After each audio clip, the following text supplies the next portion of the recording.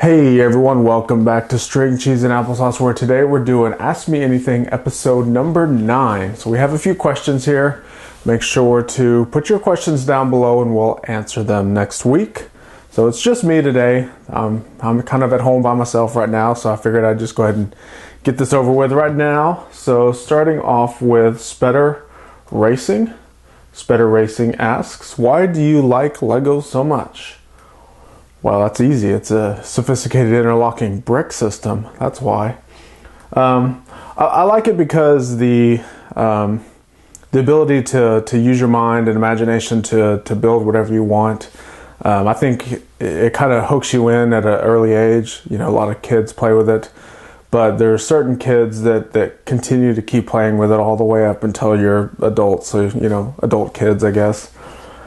So using bricks and, you know, especially Technic pieces, I'm a big fan of Technic.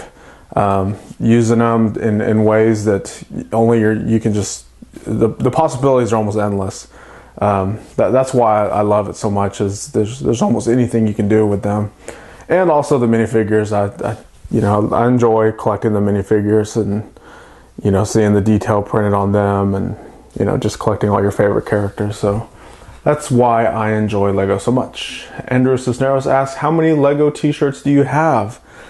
Good question. I don't count them, but I would estimate probably around 12 to 15 different Lego t-shirts. Finn Co asks, when doing drop test, how long does it usually take to reassemble? That depends. That's not a bad question. If you've watched some of my drop tests, you'll see some stuff holds together a lot better than others. So obviously the stuff that holds together pretty well doesn't take long to rebuild them at all. Maybe you know, I've rebuilt stuff that, you know, it's just putting a few pieces on as little as like 10 seconds. But you drop the bigger sets and those, you know, they're almost complete rebuilds. So those could take as long as it took you to build it in the first place. So it really depends on which ones I drop, and that depends on how long it takes to reassemble them. Ying Lee asks, do you make any custom builds? Do you take apart Lego sets and build it with your mind? Yes, I do custom builds, and they're called MOCs. They're called MOC, My Own Creations. I don't have too much time to do them, but my Lego city that I'm going to build is going to be a complete MOC city. It's not going to be a Lego city of modulars like a lot of Lego cities are, so keep an eye out for that. Fluffy Hub says, do you enjoy making videos for us? And keep up the good work. Also, don't stop believing. Do I enjoy making videos? No. I'm just kidding. Of course I'd enjoy it. Why would I not make them if I didn't enjoy them? I think that's something that you do what you enjoy, and then in turn you enjoy what you do. I think that's how the saying goes.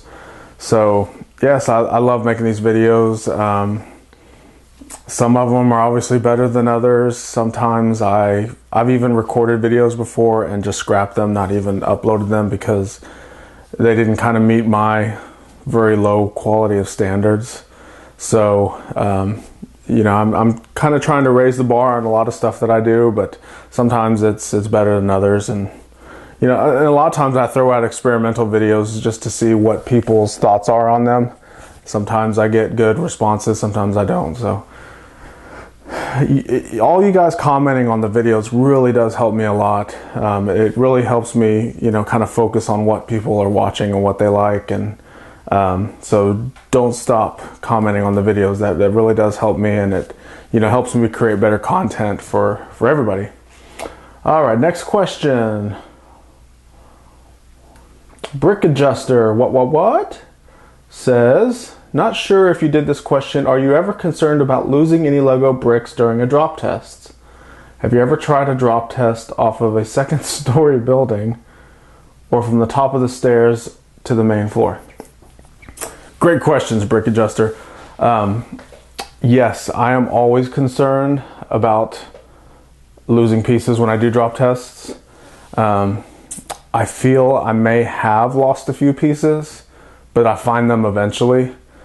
The problem is when it hits the floor, I mean, sometimes it just disperses in all different directions. So I usually kind of scour, get real low and just kind of give it a good eye test.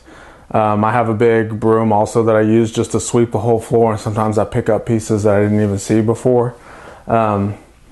I can't say that I have lost anything because there's really not too far that it can go. There's really nowhere it can go and hide. It's just a matter of sometimes they're so small, like the small studs or little cheese slopes. Sometimes I don't find them till like a day or two later, and I'm like, oh, here's a piece that I from a drop test I did. And have you ever tried dropping from a second story building? Not from the exterior of a building, but the second part of your question, yes, I have dropped it from the second floor of our house onto the first floor. I was doing a couple small drop tests. I'll put links right here. That's what I'll do. I'll put a couple of links here of two that I know of. There may be three, but they should be right here. I rolled the Technic F1 racer down the stairs, and I dropped a castle set from the second floor. So click on those. All right, Antonio Molina, this is the last question for this episode. How much do you like Lego, and how much have you been collecting Lego, and do you like kid play with your Lego you've built? I'm assuming he meant, do you let kids play with the Lego you built? All right, so how much do I like Lego? It's probably my number one hobby right now, so I like it a lot. I don't know how you gauge it. Like, is there a likable scale? Like, I like it this much, or I like it a lot. How long you've been collecting? Well, I came out of the Dark Ages about 2010, and at the time that I came out, there was 2009 sets still on the shelves, so I've started buying sets from 2010 till about now, just kind of stuff that I like. Definitely with my YouTube channel, it's made me buy a lot more sets, just because I'm, finding out what people like to watch on the videos, and I buy a lot more of those sets. And I still buy the stuff that I like. So I've been collecting pretty hard since 2010.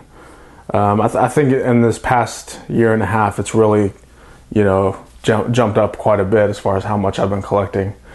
Do I let my kids play with Lego, or any kids? Yes, I do let the kids play with them. I mean, I'm not a Lord business, or I don't craggle anything, but they're toys. The kids love them. We have neighbor kids that come over and play with them. So as long as I let them disassemble the models and build whatever they want. I mean, that's kind of the whole point of Lego is.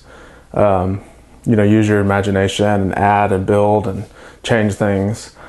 The only kind of rule I have is keep the minifigures intact. I don't like when they start popping off all the heads and switching out arms and hands and all that stuff. I prefer to keep the minifigures the way they came.